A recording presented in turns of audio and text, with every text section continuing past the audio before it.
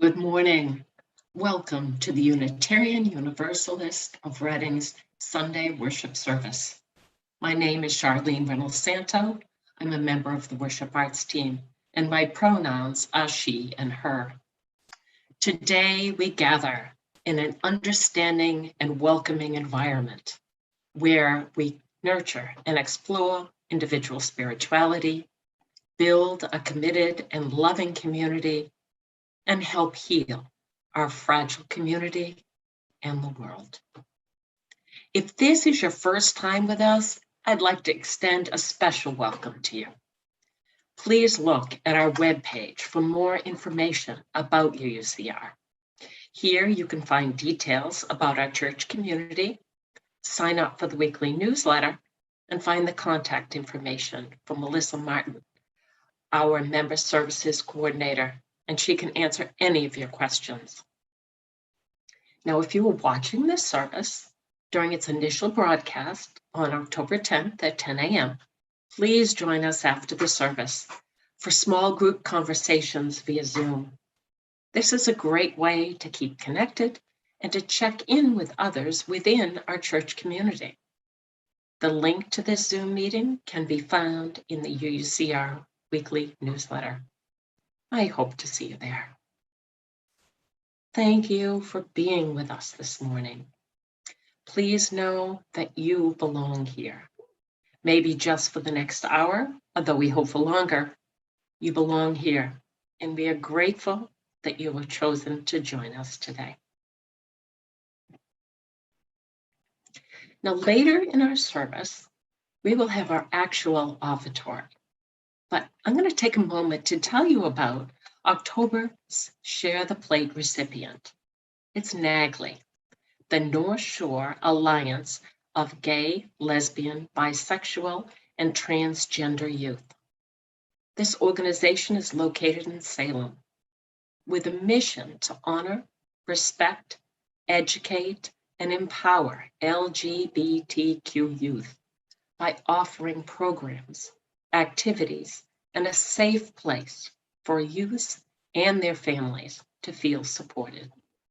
If you choose to give online, there will be a link in the Zoom chat. We now have the video to share with you about this organization.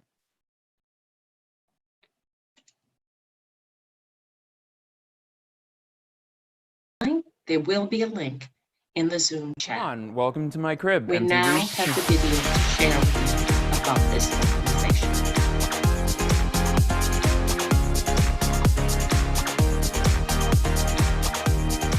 can't actually remember how I found Nagley. Welcome to I'm my pretty crib. sure Nagley found me.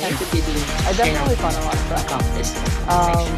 I found just a place where I could be myself, and I found a place where I can't actually remember how. On my own at first, it was just like, I was lost, I guess. I didn't know anyone. I didn't really know if I was supposed to do anything, whether I was supposed to tell people. And then I came here and people were telling me stories and like things that they did during their day and how they dealt with things. And then I lost the sense of being lost. Sometimes when you're LGBTQ+, you feel like, oh, well, I'm the only person like that. But then you meet other people and you're like, oh, well, I'm not the only person on earth like that. So, yeah. And here is our youth lounge. This is just a comfortable place for people to hang out, play video games, watch movies. We also have all of our smaller meetings in here for when we have like a small, I don't know, small crew. I think overall what people need is a safe space. Even if they have a relatively supportive family, there's something here that really I think speaks to everyone that walks through the building. Even if it's just a guest, people know it's like a family here, and everyone needs a safe spot. That's why we try to be open as much as possible so people can just drop in and just know there's people here. So. Right through here, our community partners will meet and they offer services for our youth.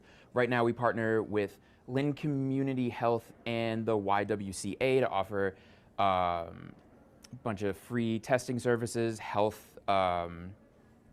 services as well. Anything that anyone would need.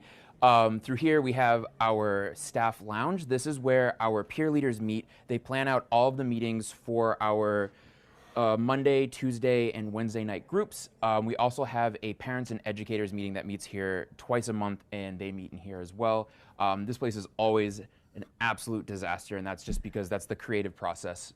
Without a little bit of mess and destruction, nothing would get done at Nagley. We do so much. We do HIV and STD testing. We have a poetry club that I run on Fridays, every other Friday night.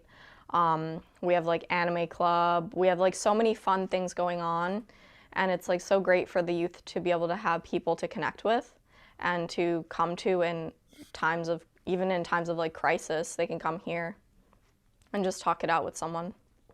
So this is the boutique. There's always a great mix of ridiculous, who's the target demographic for a garment like this? And this is basically a huge donation space that's basically all free clothes. It's primarily to help people who need it. If you are a person who's transitioning and you just came out and you have no clothes, the boutique is here for you. And I think I really love it. First of all, just in principle, I think it's super important and helpful that we have a space like this. And in practice, I love it because it's free clothes, and who doesn't love free clothes? In here we have our executive director's office. He's always busy. Please don't bother him. Please do not feed him either. You'll notice there are no snacks. I know that, especially with youth and teenagers who are LGBT, there's still a lot of criticism and hatred thrown at them at such a young age, and to have a place like Nagley or a place that they can go to and feel they can be themselves is greatly needed, not even just for a mental health way, but also a physical health, because oftentimes we talk about things such as eating disorders, asexuality, aromanticism, and stuff that are very serious topics, but a place where you can talk about them. And not only that, but have support there. I was just having a little trouble in school just talking to people about who I am, and a lot of people didn't understand, especially because I came out in 6th grade. I think just having people who get what I'm going through and have gone through this before really helped me. I got a call from my babysitter, and she said, Jonah's hidden his baseball uniform. And I was like, he hid his baseball uniform? That's strange, he loves baseball. And it turned out that kids on the baseball field had started bullying him and calling him names I didn't know children that age even knew. Just to go from this kid who was so afraid to be out in the world and be who he was, to laughing and smiling and being himself and being comfortable with who he is. I mean, that's what Nagley gave us back. in here is our massive group room. This is where we host all of our meetings when we get larger groups. We also host a lot of dance and social events, as well as dinners around holidays. And we can usually fill this up to about like 80 to 100 people capacity. Just stuffing children in here works out great. There are still so many youth that need so many things, and to be able to keep this programming going and this space open, it would be huge for the youth, especially the ones coming forward and who haven't heard anything about us yet, to be able to find this place just like I did and have all these things available to them. I feel like NAGLI should be supported because, one, it's meant so much to me, but I see the potential in it to mean so much to so many other youth, and that's really important considering the struggles that these youths are still going through on the day-to-day. You know, we've come a long way in the LGBT struggle. You know, we've gotten marriage equality. We're still fighting for a lot of our legal rights across various states. But, you know, there are still issues within the transgender communities. There's still issues within our QTPOC, that's people of color in the LGBT community. So there's still a lot left to fight for. So that's why I think we should continue to be supported.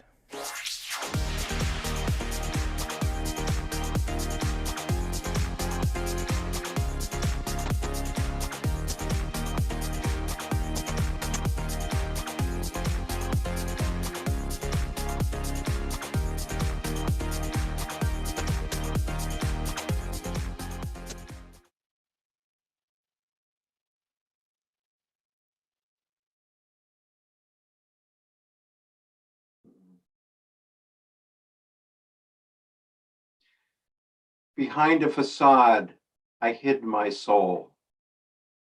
I feared what others would say, and I feared what I knew to be true. But I heard you singing in 4-part harmony, and I wanted to join your song. But that's when I discovered that everyone doesn't mean all. You said it was best for me if my soul remained hidden. I believed you for a time. Now, good morning. I'm Rob Craig Coleman, today's worship leader and a member of the worship arts team. My pronouns are he and him. Our service this morning will be a little bit different from the norm. There won't be a sermon or even a homily. Today, we're sharing with you pieces written by members of Trust, transgendered religious professionals, Unitarian Universalist together. Words written for the summer 2019 edition of UU World Magazine, the quarterly publication of Things UU, printed by the Unitarian Universalist Association, our denominational body of UU congregations and churches. And our opening words came from one of those pieces, The Invisible Woman, written by Gwendolyn Howard. And we'll hear more from her later in the service. But now, if you will join with me in lighting our chalice and saying together our chalice extinguishing words. In the light of truth, the warmth of community, the fire of commitment, we gather this day. May the flame we now kindle be to us a symbol of the holiness we seek. And now join me in our children's affirmation. We are Unitarian Universalists, the church of the open mind, the caring heart, and the helping hands.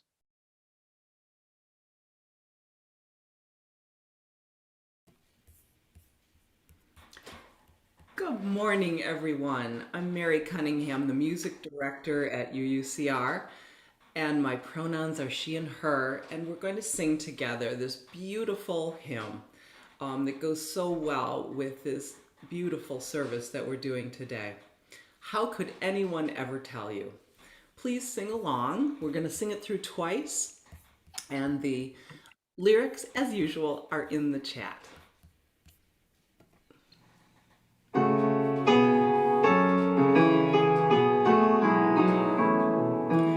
How could anyone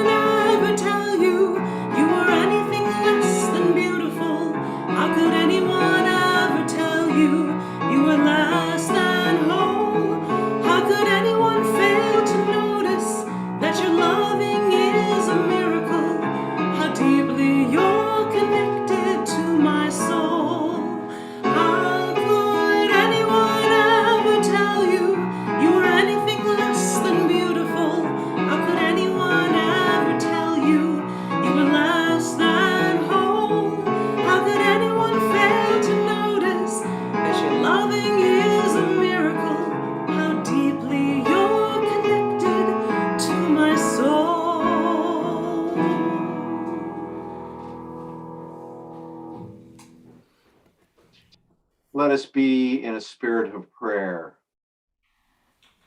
Spirit of life, known by many names, yet by no name fully known.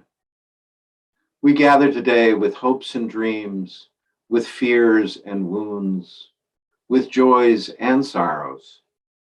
May our hopes and dreams find life. May our joys find wings. May our fears be calmed. May our wounds and sorrows be heard and healed. Within this spiritual space, let us hold in our hearts victims of violence, like we witnessed this past week in Texas, and which goes often unwitnessed as it happens quietly, secretly in homes and venues throughout our world. May we also hold in our hearts those women and men who continue to suffer under the recently empowered and emboldened regime in Afghanistan. May we hold in our hearts women in Texas and New Hampshire and a growing number of other states where their health, both overall and reproductive, is being threatened by, at best, misguided and at worst, venal political governmental actions. Spirit of life, we seek your solace and your healing for us and for those who are in need in these and so many other ways. And now let us continue in our meditative state of mind as we hear from today's guests, the trust contributors to UU World Summer 2019.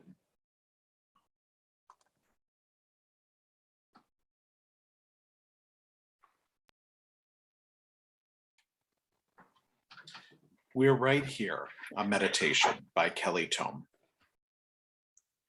I invite you now into a contemplative space. Notice how your body feels this morning and make yourself comfortable in whatever way that is for you. Ground yourself, perhaps by placing your feet on the floor, releasing the tension in your shoulders, or relaxing your hands. Take a long breath in, then exhale. Then again, the slow rhythmic process nourishing body and mind. Soften your gaze. Take a moment to center your mind and spirit. If you entered this place today thinking of outside stresses, of what next and lists, acknowledge them, then set them aside for now, knowing you can gather them again after. Be present here, now, in this moment. The UU World article, Beyond LGB, caused unintentional yet real pain to the trans and gender non-binary members of our Unitarian Universalist family. Most of our worship service today gives audible voice to the responses several transgender and non-binary Unitarian Universalist leaders shared in the follow-up article. 2 years ago, Reverend Jamie A. Yandel led the successful process of changing the wording of our second source from words and deeds of prophetic women and men to the more inclusive of prophetic people. Jamie spoke not in words, but with a visual meditation. The words that follow are all mine. Let us bring our focus to the first photo in that meditation. We don't know why Reverend Yandel chose this particular photo of the Maumee River at Farnsworth Metro Park in Waterville, Ohio. What is the one thing we do know? That a genderqueer person wanted us to see this photo in this context. What do you notice as you look at this photo? The clouds? The rays of sunlight streaming through? The season? The water level? What do you see? What do you think Jamie hoped we'd see? The Bowling Green Fault is a 100-mile fracture in the rock making up the Earth's crust. Such faults are often invisible to the eye. It is easy to be unaware of what we cannot see or sense, geographic fault lines, for example. We also can be heedless of what we do not know how to sense, such as the many ways society marginalizes transgender, non-binary, and genderqueer people. Farnsworth Metro Park is one of the few places the Bowling Green Fault is visible. In this worship hour, let us look at those in our lives who are trans, genderqueer, non-binary, and say, "We see you." As you focus on Jamie's first photo, I invite you to think of an occasion when you may have either marginalized or caused pain to a member of this community, whether intentionally or not, or been marginalized or had pain caused to you as a member of this community.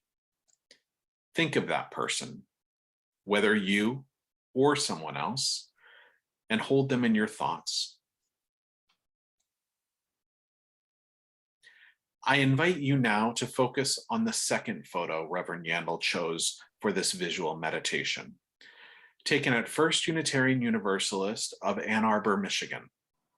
Again, we do not know why this photo, except that a person whose gender identity is not binary chose it.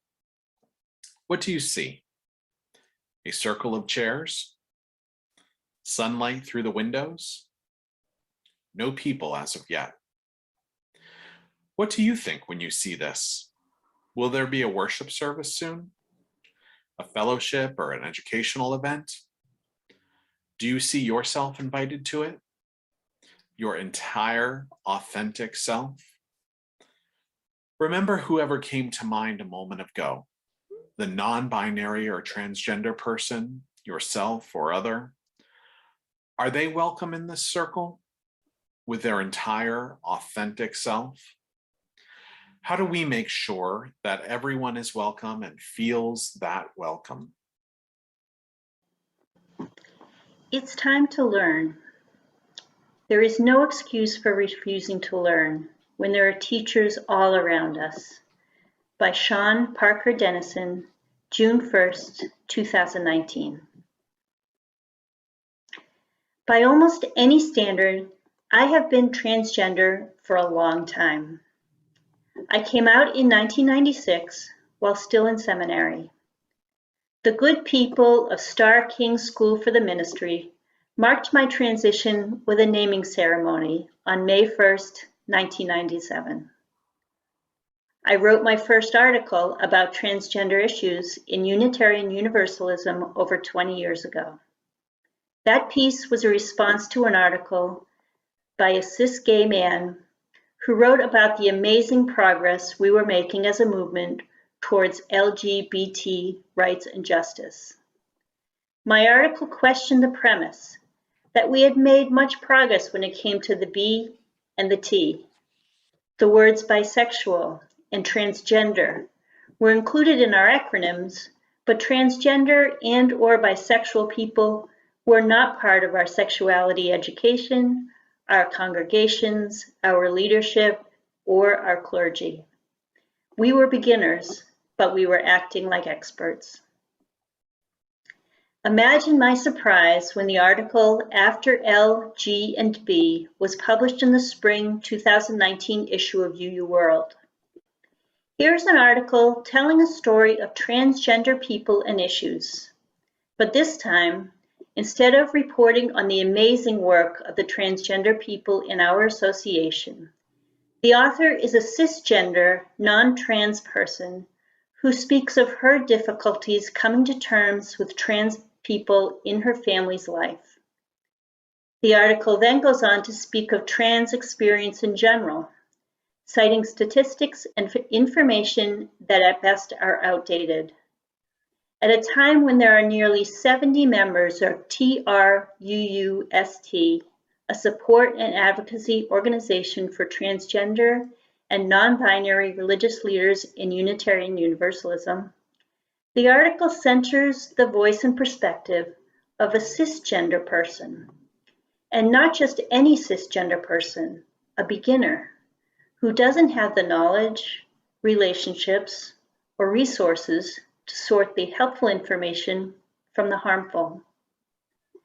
It turns out there was a lot of harmful information in the article. As transgender and non-binary people began to respond, the list of problems grew and grew. As it did, I began to notice that one deep assumption connected each mistake to the next. The assumption that we are just beginners at all this trans stuff. And as I heard people respond with, "But it's all so new. How can you expect us to get it right?" And "Don't shame people for not knowing better," I remembered when I'd heard it before. I've heard it when someone asks that others stop relying on words and metaphors that exclude disabled people. I've heard it when white UUs have been asked to practice decentering whiteness and include voices and practices that honor Black people, Indigenous people, and/or people of color. I've heard it when discussing the possibility of updating a reading that was written before inclusive language became standard. I've heard it when I asked my mother, again, after 22 years, to call me by my name and use my correct pronoun. Whenever I or any of my friends and beloveds ask for real change that challenges the norms and traditions of Unitarian Universalist culture, I hear the refrain, "We are new at this. It is too hard. It disrupts everything and makes me uncomfortable." As I look out at the world and wonder about Unitarian Universal's place in it, I am more and more convinced that we must stop excusing ourselves from the world and life-changing work of justice by claiming that we don't know what to do because we are beginners. There is no excuse for refusing to learn when there are teachers all around us. The person saying, "Hey, call me by my name, and yes, my pronoun is they," is your teacher. The person saying, "It's not good enough to quote all white men in your sermon," is your teacher. The person saying, "I can't get into your building, and when I do, you ignore me," is your teacher.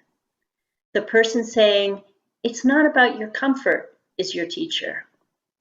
The teachers and the lessons have been here for decades. It's time to learn. This was written by Sean Parker Dennison, and the Reverend Sean Parker Dennison is the developmental minister of Rogue Valley UU Fellowship in Ashland, Oregon.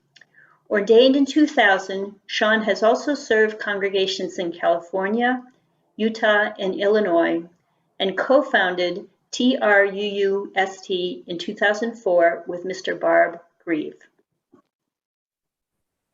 Hello, friends. My name is Alec Keeling, and I'm here today to share 2 parts of Queering Faith by Alex Capitan.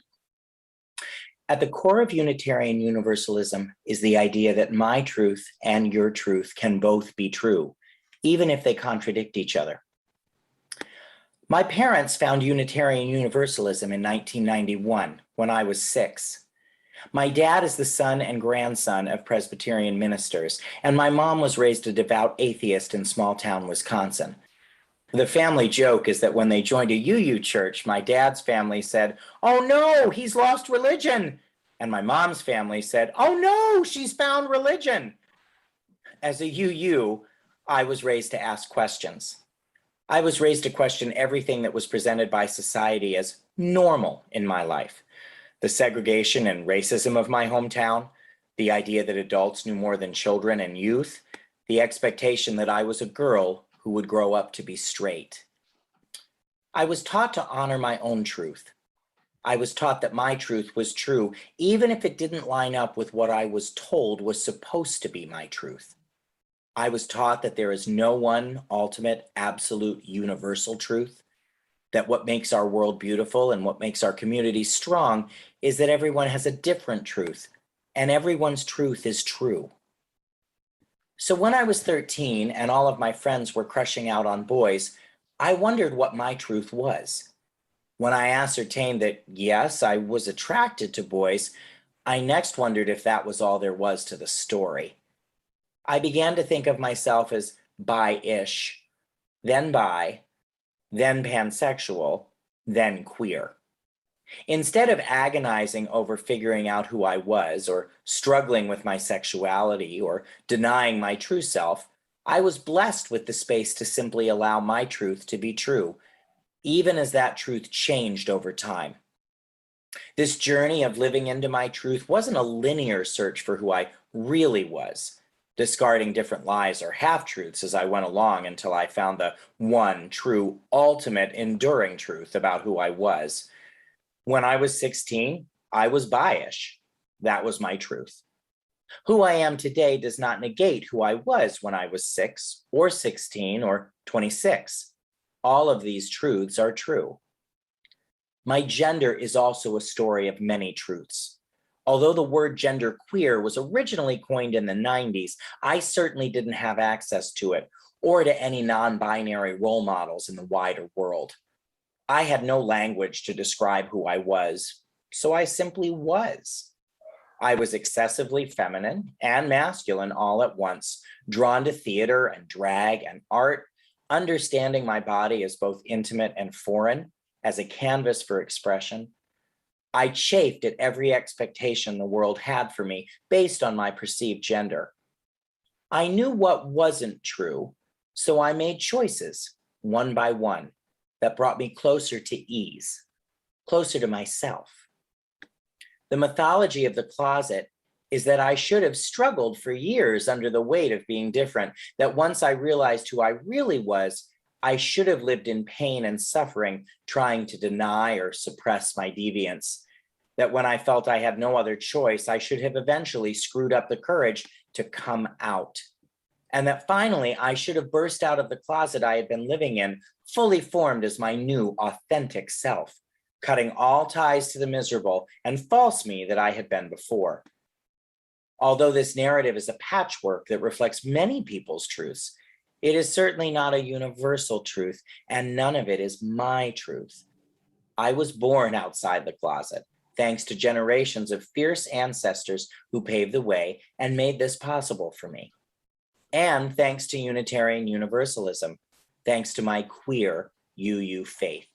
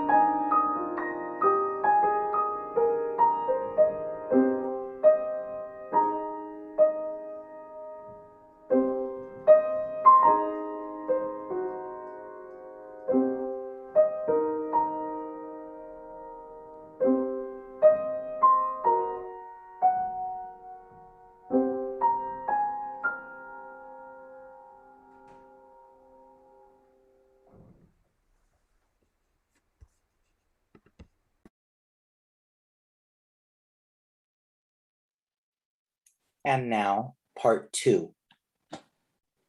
There are many truths about the word queer. Queer can mean strange. Queer can be a slur. Queer can be a self-identity term in terms of sexuality or gender. Queer can be an umbrella term for non-straight sexualities. Queer can be a political framework. Queer can even be an academic discipline. Queer theory was born in the early 1990s as part of queer activism, which pushed back against the growing segment of privileged gay and lesbian people, arguing that they were just as normal as straight people. Queer activism rejects the idea that normal is worth striving for and aims to tear down or transform oppressive social systems and structures like marriage, rather than just trying to extend them to benefit a few more people.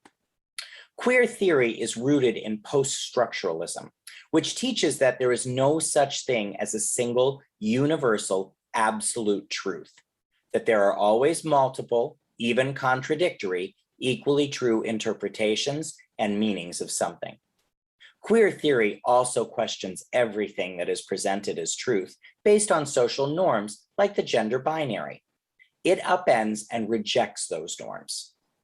Queer theory does not put stock in a static and immutable truth about who a person is, based in the idea that they were born that way, that their gender, sexuality, race, or any number of other things about them was hardwired into them. Instead, it emphasizes the choices we make.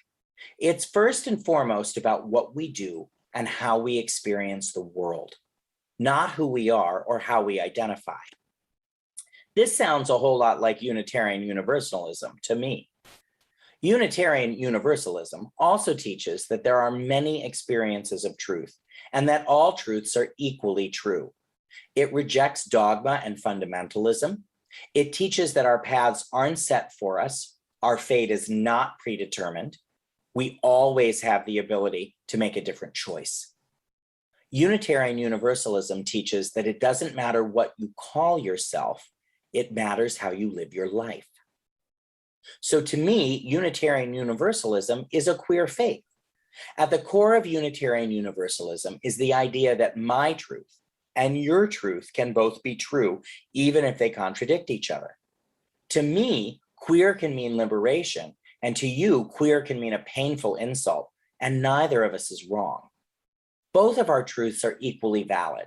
This is the most powerful theology I can imagine. Some UUs worship the natural world. Some believe in reincarnation. Some speak to the ancestors. Some believe in the scientific method. Some follow Jesus or Muhammad or Gandhi. Some believe in a single God. Some believe in many gods. And some believe in no God. Somehow, not in spite of, but because of these many truths, we are Unitarian Universalists. There are probably as many different beliefs within Unitarian Universalism as there are Unitarian Universalists, and this is our greatest uniqueness and our greatest strength. However, in order to tap into our superpower as a religion, we can't just coexist without meaningfully engaging with each other's truths. We can't gloss over our differences and expect that they will never affect our relationships or our community. Queering faith means turning social conventions upside down. It means actively talking about our different beliefs, deeply sharing the practices that make each of us feel connected and grounded, and experiencing joy and wonder in how different they are. My queer faith teaches me that my truth does not depend on you having the same truth, that when both of us can live from a place of truth, different truths, when both of us can come fully alive from those places of truth and honor each other's truth, then both of us will be free. It's incredibly vulnerable to share the truths and practices that live close to our hearts and souls. It can be incredibly uncomfortable to try to understand something foreign or embrace the fact that something that feels constricting or painful to you makes another person feel freer. Yet to me, this is what it means to be a Unitarian Universalist. It's only by taking these risks that we can tear down the walls between us, challenge what we have been served up by mainstream culture, and truly be in relationship with one another. Together, we can queer our faith and choose a different path toward justice, toward healing, toward life. Changing Again by Sam Allen, June 1st, 2019. UUs, I love you. I'm like you. I'm one of you. Our candor, our inability to shut up, read printing presses, everywhere in our history, and our strong, logical sway mingled with heartfelt care. All of these qualities have cultural precedence in our shared history. Some of our stories are the stuff of fairy tales. You and I, meaning our ancestors, used reason and heart to convince the king of a small-time hamlet to declare religious freedom in his land. Read the Diet of Torta. You made me who I am today, and now I'm in seminary because I literally can't imagine a better calling than to work under your name. For I think, I write, and I care too. And yet, I see where we need to change again. We need to talk to each other about what happened to the Black delegates at our 1968 General Assembly. That silence has hurt our movement and the UUs who left our ranks that year for far too long. We need to admit that our ancestors' infatuation with science led our movement to advocate for eugenics and be pretty flim-flam reasoning advocates of pacifism. See, elitism and anti-war activities. And now, thanks to my trans siblings, trans and cisgender UUs are talking about the harm caused by a recent article. Thanks to trans UUs like me not shutting up, we've been both harmed and helped by our ideals. Such is the paradox of life.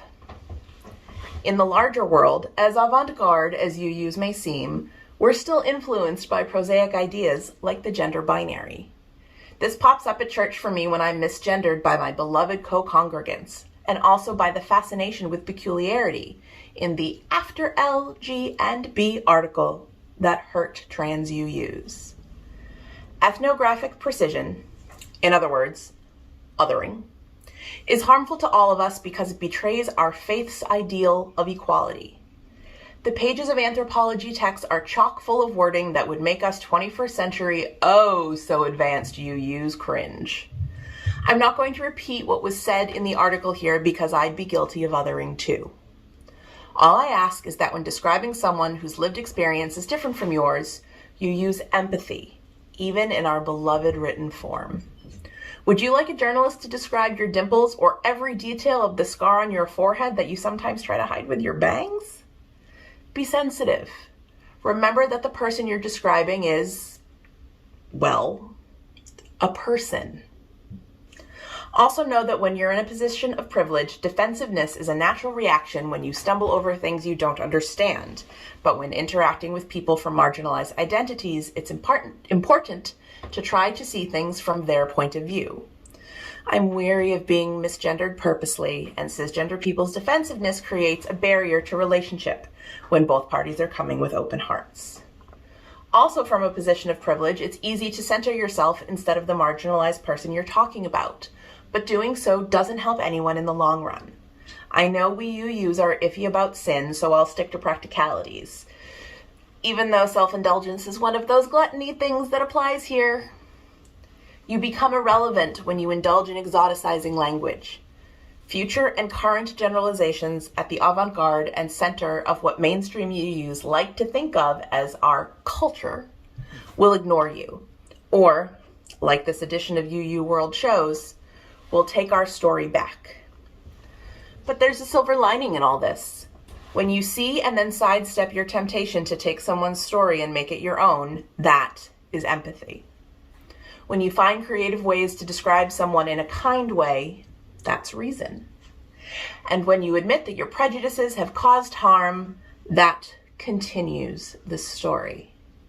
I believe that non-transgender and non-queer folk can write about trans and queer folk. They just need to pay attention to our and their hearts while doing so. Above all, UUs, keep talking. I love us and our inability to shut up. The Count who set the ground for the Diet of Torta, the Religious Freedom Proclamation, made it easier for Jews as well as Unitarians to practice their religions. When you act with empathy, everybody wins. Sincerely yours, Sam Allen. Sam Allen is a student at Star King School for the Ministry.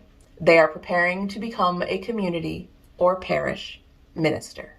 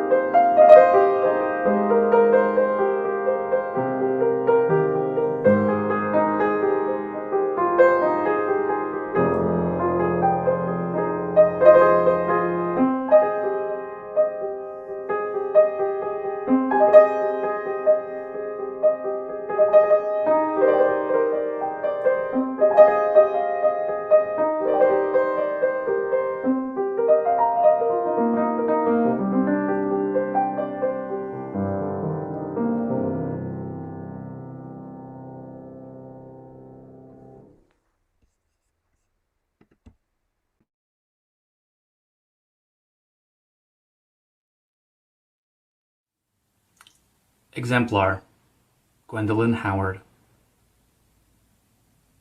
Written by Teresa I. Soto, June 1st, 2019. Part of the Reverend Dr. Gwendolyn Howard's heart has always inclined towards ministry. Having grown up Roman Catholic, she muses that it didn't necessarily seem like something that would work out well. Howard went on to have a few different careers along the way, including a terrible job in retail and a fun job as the operations director of a public radio station. When Howard met Pat Falcon, the person who would eventually become her spouse, she was the one who recommended that Howard attend a local Unitarian Universalist church, having spent time there as part of a folk music group. Falcon was still Catholic, but Howard began to attend and after a while determined that, yep, this is it. In the 1980s, she applied to Meadville Lombard Theological School, a Unitarian Universalist seminary in Chicago, Illinois. She earned a Doctor of Ministry and Masters of Arts degrees consecutively. She thought, well, get a master's degree at University of Chicago and a D-Min from Meadville, and then you're done, if you could survive it. Surviving it, she did. After Meadville, she worked for about a year at Cambridge Forum, an interview program much like public radio that is produced by First Parish in Cambridge, Massachusetts.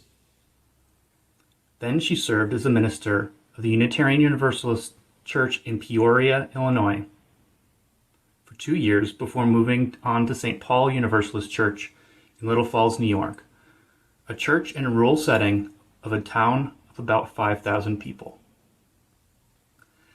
Howard's time at St. Paul was engaging and fruitful.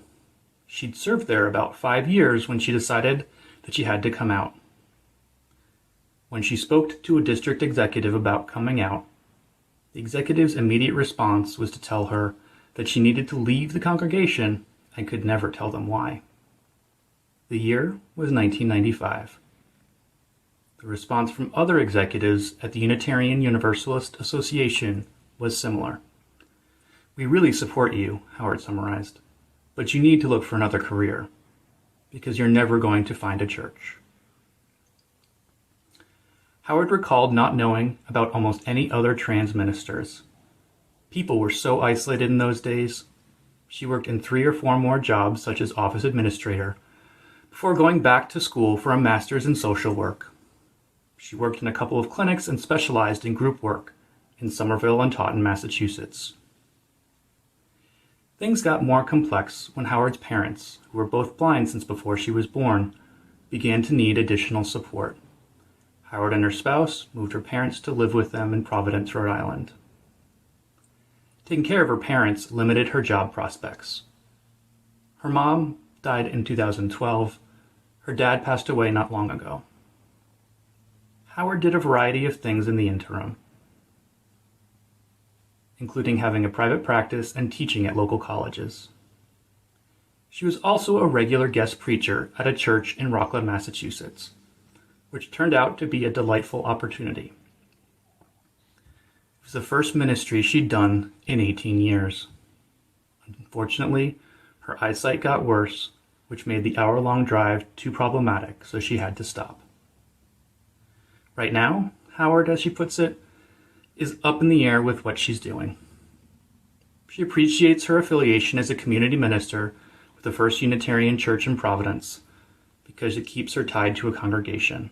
She still has a small therapy practice and is on the board of TGI Network of Rhode Island, a trans support and advocacy group. She's especially happy about having been part of a small group of activists who worked to get gender identity and expression added to the state's civil rights protections in 2001. People said the effort wouldn't succeed, that it would take years, but the measures passed the first time they were proposed. Rhode Island became the second state in the country to pass civil rights protections for trans people, and the first to do it as standalone bill. Howard says that she is always going to be proud of that. In October, Howard and Falcon will be celebrating their 39th anniversary. When she was in the thick of caregiving, Howard decided to buy a euphonium, then a tuba, for self-care practice. She still takes lessons. She also has 2 cats, Milo, and Whitman. Her journey reflects advice from the Mad Farmer Liberation Front by Wendell Berry. Be joyful, though you have considered all the facts. Unitarian Universalism has not always made space for the work of trans ministers, but the work of trans ministers has been precious and irreplaceable just the same. The Invisible Woman. You said it was best for my soul if it remained hidden. I believed you for a time, by Gwendolyn Howard. Behind a facade, I hid my soul. I feared what others would say, and I feared what I knew to be true. But I heard you singing in 4-part harmony that everyone is beautiful. And I hope that everyone included me. I wanted to join your song. I wanted to raise my voice with yours. And that's when I discovered that everyone doesn't mean all. You told me to be silent. You told me to go back to the shadows. You told me to disappear again. You said it was best if my soul remained hidden. Did I have some hideous Medusan power to harden the order of creation into ugliness? That's what I heard you say. I believed you. I believed you for a time. But my soul's tears and its longing to live its own truth grew more powerful than any admonitions, than any fears. And I began to sing. A small voice at first, shaky and tentative. It was a small voice that would not stop. As my own music slowly crescendoed with confidence, my hymn soon rang out. Enough, enough. I will step into the sunlight. I will sing my song myself. The song of my soul will be heard. Though I could never raise my voice in your chorus, you can join my choir of glorious harmonies. And as I have been freed, so might you find freedom also. Not an easy freedom, but it is born of pain and experience, of innocence and hope. It is a divine oratorio. Yet our tune can only begin if you believe that I am just as beautiful as anyone, and that we are just as beautiful as each other.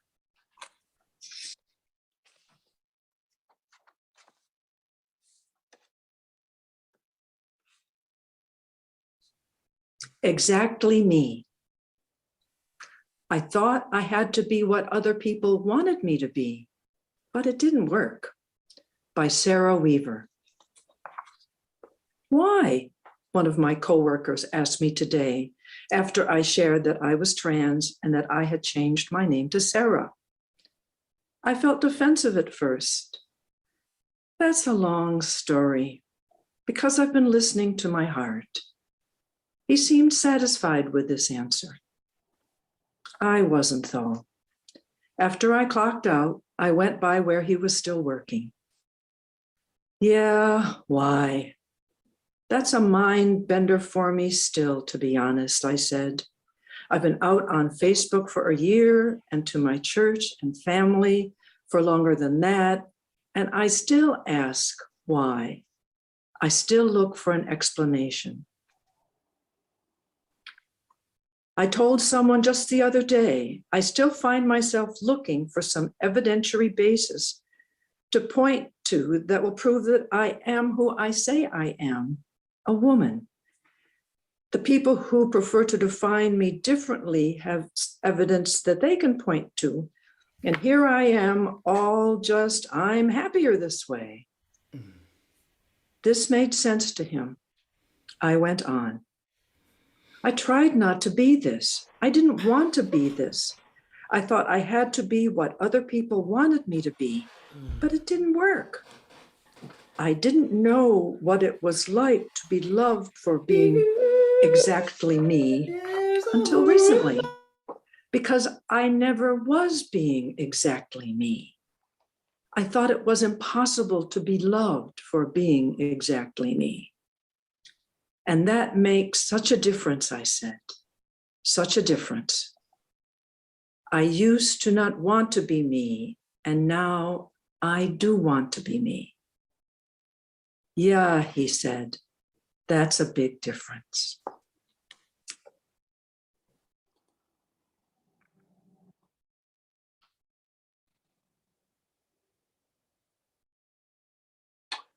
So I hope we've given you much to contemplate today. And the wonderful piece you're about to hear played by Trevor will likely aid you in those contemplations. But I hope that your contemplation will continue beyond today. Continue into your everyday life as you encounter and maybe even seek opportunities to think about gender in ways you had not thought about it before today. And also, please remember that this next part of our worship is another opportunity to think about offering some of your treasure to UUCR and to NAG.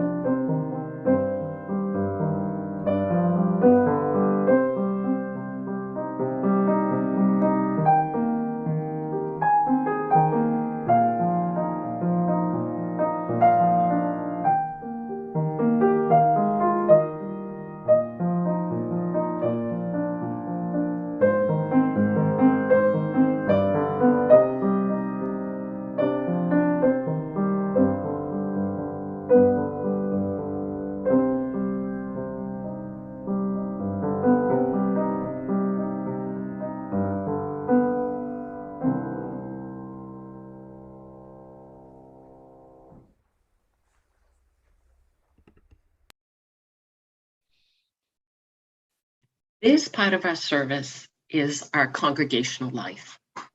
Here is an invitation for you to become more connected and engage with programs, people, and the mission of our church.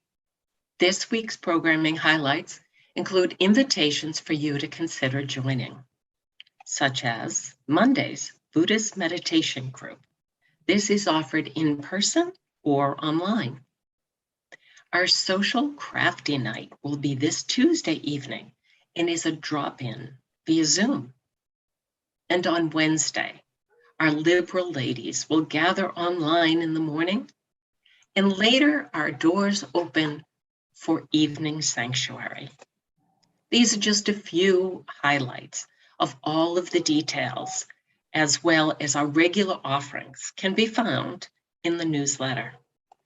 All members are reminded to save the date for the fall member meeting, which is next Sunday, October 17th, following our service. You can see your email this week for information on the warrant and related links. Next Sunday is one of our busiest days of the year for our congregation as we set up for the 2021 Kris Kringle Fair. Please take a few moments to read the newsletter update, which contains all of the fair setup needs and drop-off schedule that begins on that day. Your help is needed to make our largest church fundraiser a great success. Reach out to Martha Moore or Melissa Martin with questions. For today, you are invited to join us after the service for social hour, hosted by our worship leader, Rob Craig Coleman. Thank you for being a part of our congregational life. We'll close our service this morning singing hymn number 1007, There's a River Flowing in My Soul. And we'll hope that you're all singing together and bringing this very important service into your heart as you sing.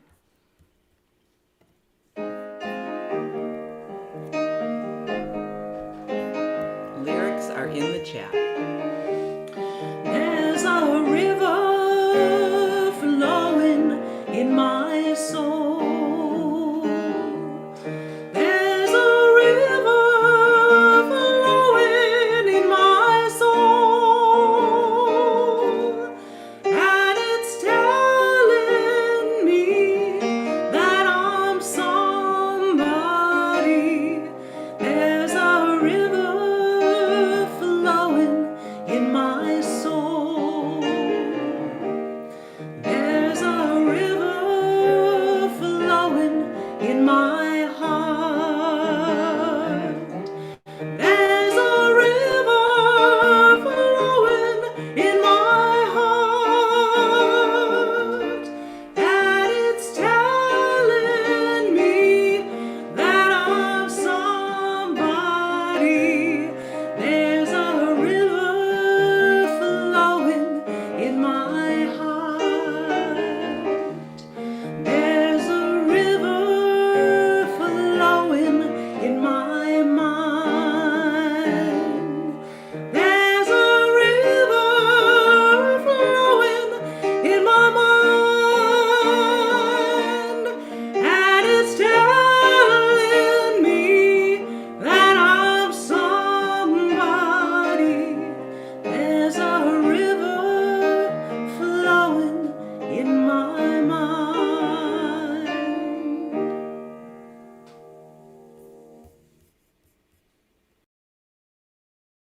Please join me in our chalice extinguishing words.